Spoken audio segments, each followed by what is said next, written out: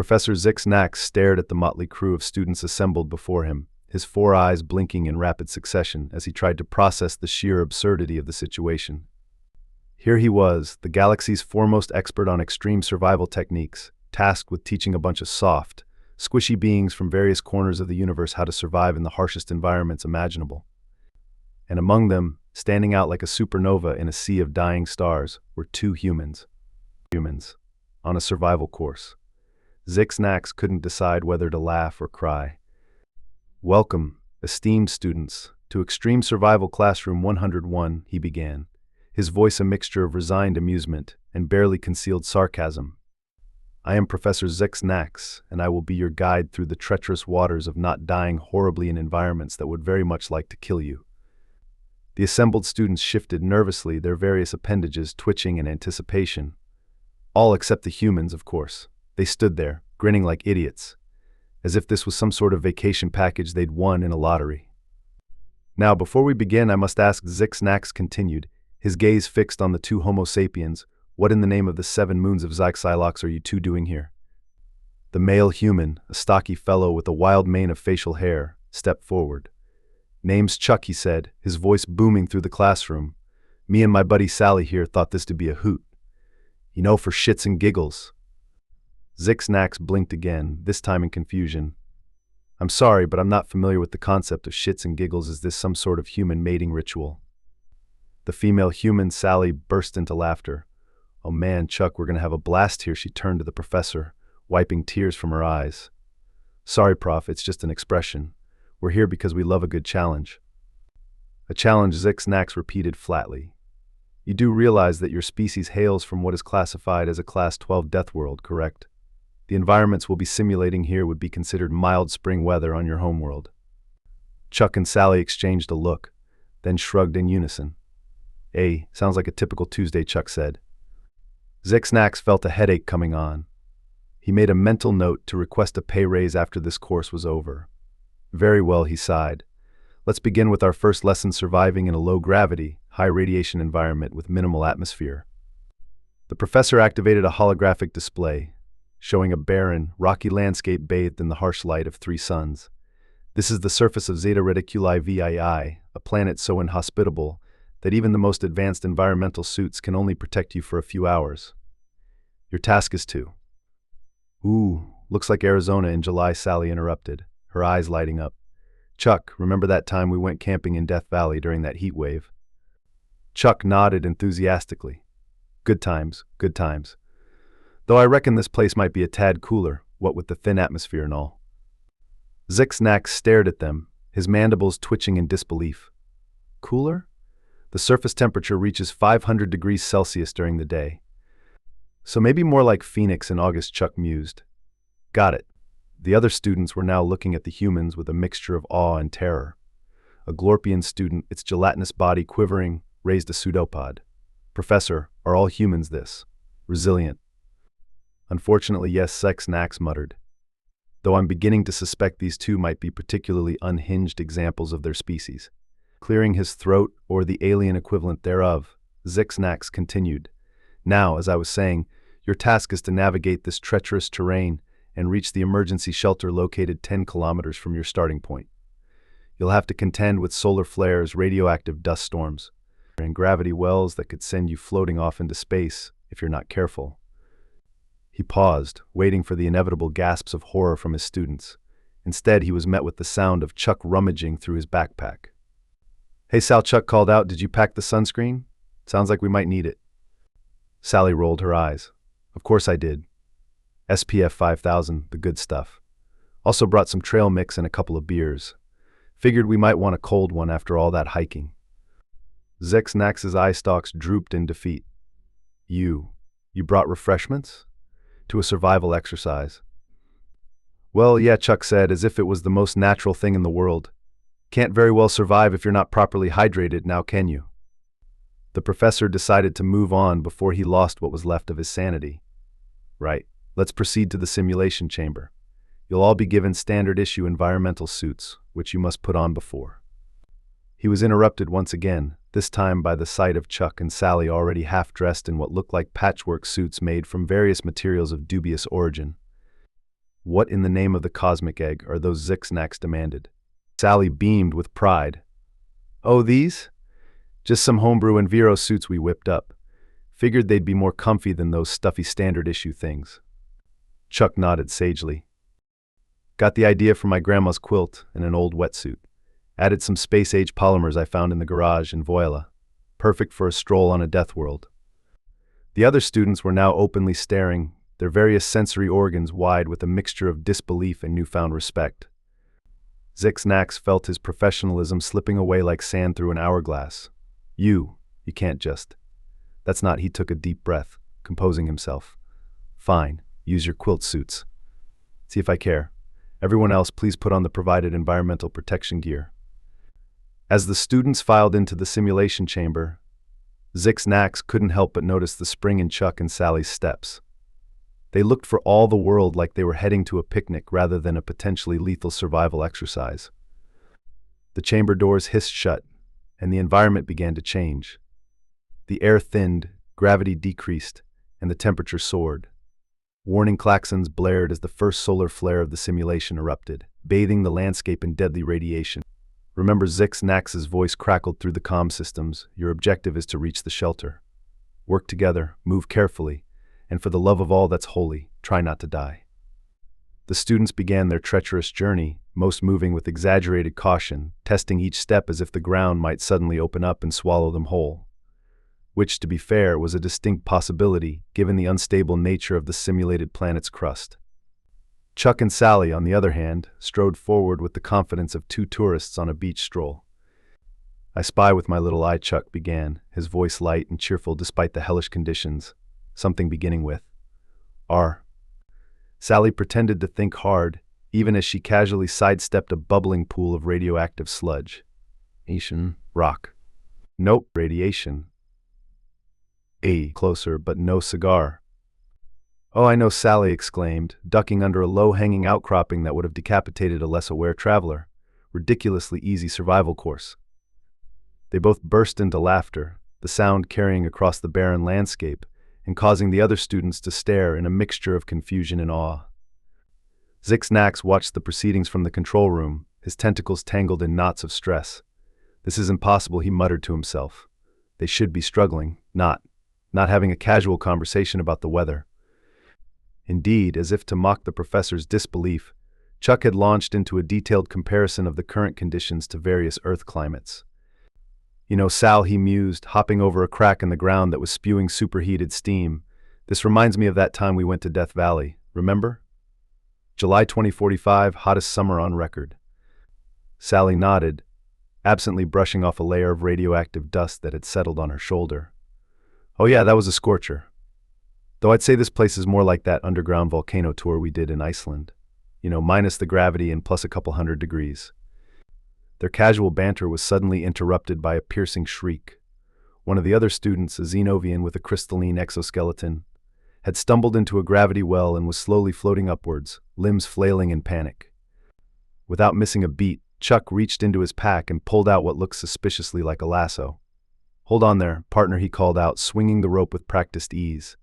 We'll have you down faster than a jackrabbit on a hot griddle. The lasso sailed through the air, wrapping neatly around the Xenovian's midsection. With a firm yank, Chuck brought the terrified alien back to the ground, where Sally was waiting with a reassuring pat on the back, careful to avoid the sharp crystalline protrusions, of course. There you go, buddy, Sally said cheerfully. No harm done. Just watch your step next time, all right? These gravity wells are trickier than a greased pig at a county fair. The Xenovian stared at them, its faceted eyes reflecting a mix of gratitude and utter bewilderment. Thank you, it stuttered. But, how did you know what to do? Chuck shrugged, coiling the lasso and hanging it back on his belt. It's not that different from roping cattle. Except the cattle usually ain't floating, and they put up more of a fight. In the control room, Zyx'nax was on the verge of a nervous breakdown. Cattle, he sputtered. Roping? What kind of survival techniques are these? But there was no time to dwell on the humans' unorthodox methods. The next challenge was already upon them, a massive dust storm, filled with particles so radioactive they could fry an unprotected being's nervous system in seconds. Warning sirens blared as the wall of death approached. The other students scrambled for cover, diving behind rocks or huddling in the meager shelter of shallow caves. Chuck and Sally, however, seemed almost excited by this new development. "Hey Sal," Chuck called out over the howling wind. "Remember that sandstorm we got caught in during our Sahara trek?" Sally grinned, pulling a pair of goggles from her pack. "How could I forget? Sand in places I didn't even know I had places. This looks way more fun, though." To Zyx'nax's horror and the other students' amazement, the two humans didn't seek shelter. Instead, they pulled out what looked like makeshift snowboards crafted from scrap metal and polymer sheets. "Last one to the emergency shelter buys the first round," Chuck whooped, dropping his board on the ground and hopping on. Sally was right behind him, adjusting her goggles with a competitive glint in her eye. "You're on, old man." And with that, they were off, using the howling winds of the radioactive dust storm to propel them across the barren landscape. They whooped and hollered as they went, treating the deadly event like some sort of extreme sport rather than a life-threatening disaster. The other students could only watch in stunned silence as the humans zigzagged between obstacles, caught air off small hills, and generally treated the whole experience like the galaxy's most dangerous amusement park ride. In the control room, Zyx'nax had given up on maintaining any semblance of professional detachment. He was openly gaping at the monitors, his four eyes wide with disbelief. This isn't survival," he muttered. "This is madness. Pure, unadulterated madness." Yet, as insane as their methods were, they were undeniably effective. While the other students were still cowering in whatever shelter they could find, Chuck and Sally were making remarkable progress towards the emergency shelter. As they neared their destination, a new obstacle presented itself, a field of geysers spewing superheated, radioactive gas into the already hostile atmosphere. Any sane being would have paused, taken stock of the situation, and carefully plotted a course through this minefield of death. Chuck and Sally, however, were clearly operating on a different wavelength. "Hey Sal," Chuck called out, his voice barely audible over the roar of the wind and the hissing of the geysers. "You thinking what I'm thinking?" Sally's response was to crouch lower on her makeshift board, a manic grin spreading across her face. "Geyser jumping contest? You're on." What followed was a display of acrobatics that would have made even the most daring extreme sports enthusiasts think twice. The humans used the erupting geysers as impromptu ramps, launching themselves into the air and performing tricks that seemed to defy both gravity and common sense. "Woohoo!" Chuck hollered as he completed a perfect backflip over a particularly vigorous geyser. 10 points to Gryffindor. Not to be outdone, Sally executed a series of mid-air twists that left Zyx'nax wondering if humans had some sort of internal gyroscope. "PFFD, amateur," she called back. "Watch and learn, old-timer." The other students, having cautiously emerged from their shelters as the dust storm passed, could only watch in a mixture of awe and horror as the humans turned a deadly obstacle course into what appeared to be some sort of deranged competition. A Floopian student, its gas-filled body quivering with a mixture of fear and admiration, turned to its Zorgax classmate. Are all humans like this?" it asked, its voice a trembling whisper. The Zorgax, whose species was known for their stoic nature, actually showed a flicker of emotion, something akin to respect mixed with abject terror. I do not know," it replied. "But if they are, I believe I now understand why their homeworld is classified as it is." Meanwhile, in the control room, Zyx'nax had moved beyond disbelief and straight into existential crisis territory. "This can't be happening," he muttered, his tentacles writhing in agitation. "They're supposed to be surviving, not treating it like some sort of demented amusement park." But happening it was, and with a final whoop of triumph, Chuck and Sally landed their makeshift boards right at the entrance of the emergency shelter. They high-fived each other, looking for all the world like they'd just finished a fun day at the beach rather than navigating a nightmarish hellscape. "Well, that was a hoot and a half," Chuck declared, brushing off a layer of radioactive dust from his homemade suit. "What's next on the agenda, Prof?" Zyx'nax, his professional demeanor now completely shattered, could only stare at the humans in mute disbelief. It took him several moments to remember how to form words. And next he finally managed to stutter. You want more?" Sally nodded enthusiastically. "Well, yeah, we're just getting warmed up." This was like a light jog compared to our usual weekend activities. "Got anything a bit more challenging up your sleeve?" The professor's eye stalks drooped in defeat. "More challenging," he repeated weakly. This simulation was designed to push even the most hardened survival experts to their limits. It's based on one of the most inhospitable planets in the known galaxy. Chuck and Sally exchanged a look, then burst into laughter. Oh man, Chuck wheezed, wiping a tear from his eye. You should see some of the camping trips we've been on. This is like a walk in the park compared to that time we decided to vacation in the Mariana Trench. Sally nodded, a fond smile on her face. Remember when we had to fight off that giant squid with nothing but a rusty spoon and a glow stick? Now that was a challenge. Zyx'nax felt his grip on reality slipping away faster than a slippery slime beast on an ice planet. You went on vacation, to the bottom of your planet's ocean. Well, yeah, Chuck replied, as if it was the most natural thing in the world. We were going to hit up Mount Everest, but the weather forecast said it'd be a bit chilly that week. Didn't want to catch a cold, you know. The professor's multiple hearts were now beating in an arrhythmic panic. Chilly, he repeated faintly. Mount Everest. Chilly. By this point, the other students had finally made their way to the emergency shelter, looking worse for wear but alive. They gathered around Chuck and Sally, a mixture of awe, fear, and burning curiosity evident in their various alien features. A Blobian student, its amorphous body still quivering from the ordeal, oozed forward. Excuse me, it burbled, but how? How did you do that? We were all struggling to survive, and you two looked like you were on some sort of vacation, Sally supplied helpfully. Yeah, we get that a lot. It's all about perspective, really. Once you've arm wrestled a polar bear for the last fish in the cooler, everything else seems kind of tame in comparison. Chuck nodded sagely. Life's an adventure, kids. You gotta embrace the chaos, dance with danger, and always pack a good multi-tool. The assembled aliens looked at each other, then back at the humans, their expressions a universal display of what in the name of all that's holy did we just witness.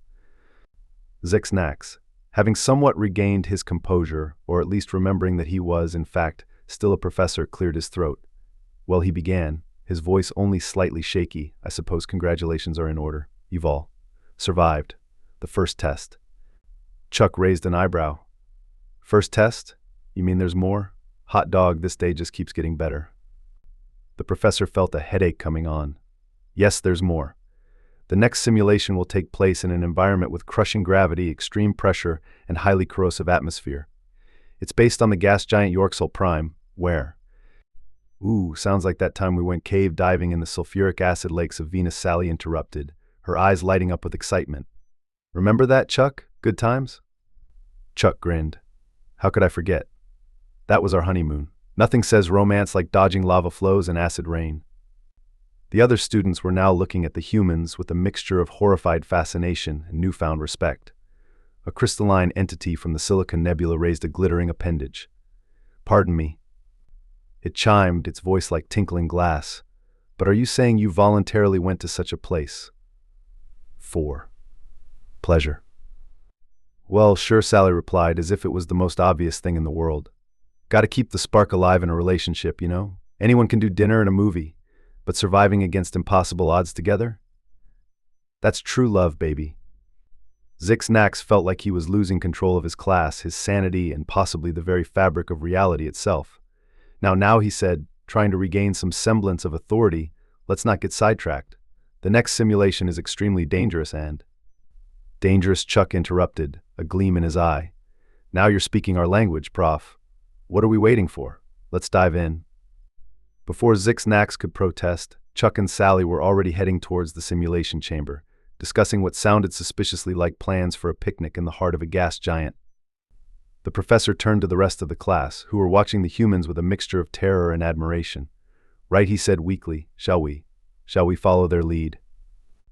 As the class filed into the next simulation, Zyx'nax couldn't help but wonder if he should have paid more attention to that humans are weird seminar at the last Galactic Educators Conference. He had dismissed it as xenobiological nonsense at the time, but now… The simulation of Yorksel Prime flickered to life around them, the crushing gravity immediately making movement a Herculean task. The atmosphere was a swirling maelstrom of corrosive gases, and the pressure was enough to make even the hardiest of species feel like they were being squeezed through a black hole. Most of the students immediately activated their protective force fields, huddling together as they tried to acclimatize to the hellish conditions. Chuck and Sally, on the other hand, looked like they had just arrived at an amusement park. Woo-wee, Chuck exclaimed, stretching his arms as if he was simply waking up from a nap. Now this is what I call a workout.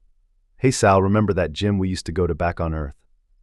Sally nodded, casually doing jumping jacks and gravity that should have turned her into a pancake. Oh yeah, Planet Fitness, right? This is way better though, much more atmospheric. Zyx'nax watched in mute horror as the humans not only survived but seemed to thrive in conditions that would reduce most beings to their component atoms. They were. Was that? Were they having a push-up contest? 98. 99. 100 Chuck called out, springing to his feet with a grin. Your turn, Sal. Sally cracked her knuckles. Oh, it is so on, I'm going for a new personal best. Hey Prof, she called out to the stunned Zyx'nax. Any chance you could crank up the gravity a bit? Make it a real challenge, you know. The professor's eye stalks swiveled wildly, trying to process what he was seeing. Crank up the butt. This is already set to 50 times standard gravity. Chuck looked almost disappointed. Only 50? Ha, no wonder it felt a bit light. Say, you wouldn't happen to have any weights lying around, would you? Maybe a small moon or something we could lift.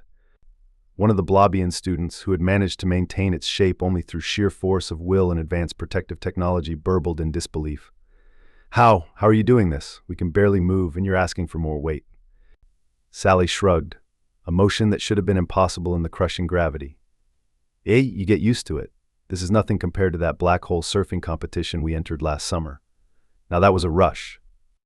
Zyx'nax felt his professional demeanor crumbling faster than a sandcastle in a supernova. Black hole. Surfing, he repeated weakly. Oh yeah, Chuck said, his eyes glazing over with fond memories. It's all the rage back home. You should see the wipeouts when someone miscalculates the event horizon. Talk about a bad hair day. The other students were now staring at the humans with a mixture of awe, terror, and what could only be described as existential dread. A gaseous entity from the nebula cluster drifted closer, its voice a whispering hiss. Are all humans like you? Sally laughed. Like us? Nah, we're pretty tame compared to some folks back home. You should see my grandma. Last I heard, she was planning to knit a sweater around the core of a neutron star. Says the radiation helps with her arthritis. Zyx'nax felt his grip on reality slipping away entirely. He had signed up to teach extreme survival techniques, not to witness the casual defiance of the laws of physics by beings who treated mortal peril as a mild inconvenience. Right, he said, his voice several octaves higher than usual. Let's move on to the next phase of the simulation. We'll be recreating the conditions found in the heart of a dying star.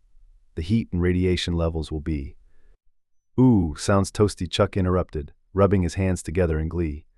Hey Sal, didn't we pack those marshmallows? Might be a good time to break 'em out. Sally nodded enthusiastically. Good thinking.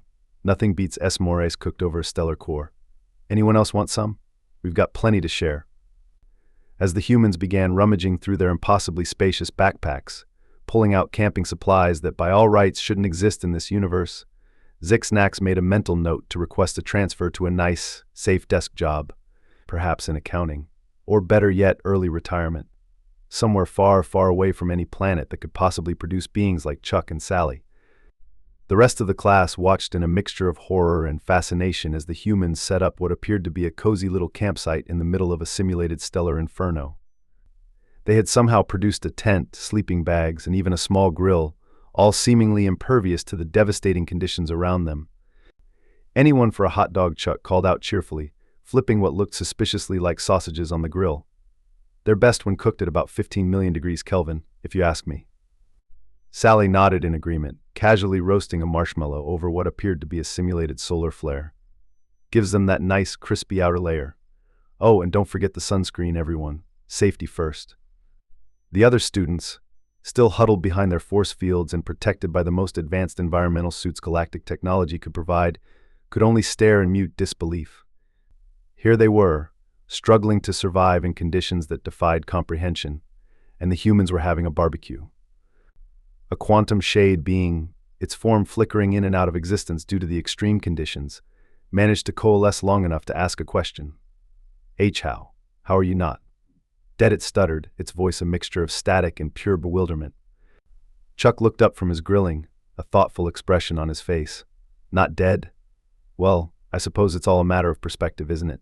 I mean, what is death really but a state of non-living? And who's to say what's living and what's not?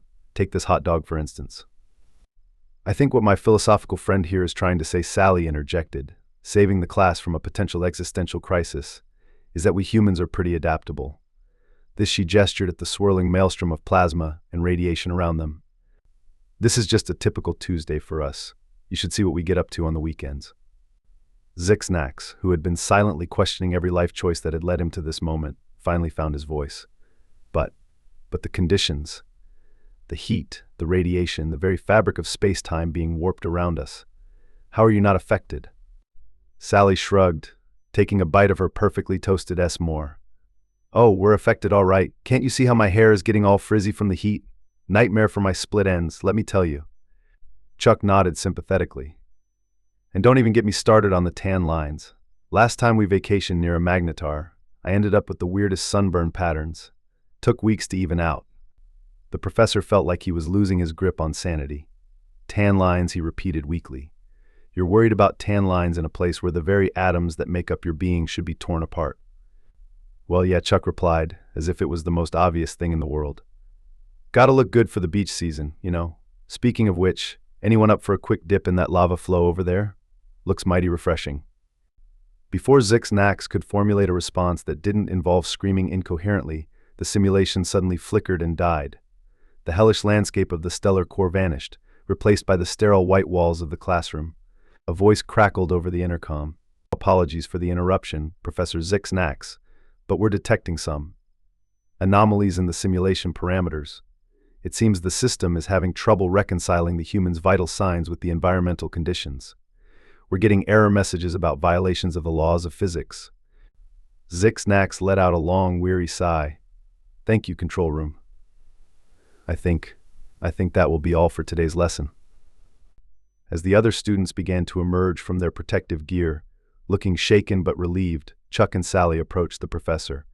They were still munching on their impossibly existent snacks, looking for all the world like they just had a mildly interesting day at the park. Say, Prof, Chuck began, a hopeful gleam in his eye. Any chance we could get some extra credit? Maybe a field trip to an actual black hole or something. We could bring snacks. Sally nodded enthusiastically. Ooh, or how about that nice little supernova in the Crab Nebula? I hear it's lovely this time of year. Great for surfing the shock waves. Zyx'nax stared at the humans, his four eyes blinking in rapid succession as he tried to process the sheer impossibility of their existence. Finally, he made a decision that would likely go down in the annals of galactic education as either